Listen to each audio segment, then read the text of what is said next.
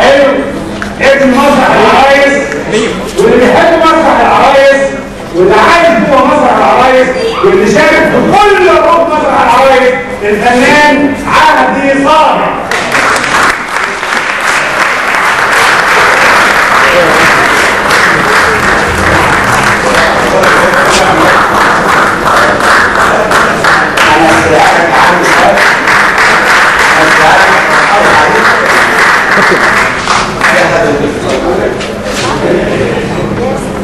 جميعا احنا متشكرين بعد الناس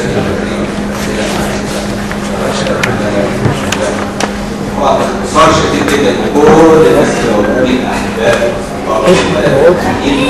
انا مش هقدر اتكلم اي حاجه غير ان انا بدي فرصه للتعرف على انسانه من لا اقل فعلا فنانه تتميز بحس انساني جميل جدا. انا ما اقدرش اتكلم ايه كرامها كده وبقاء للجميع. شكرا جزيلا.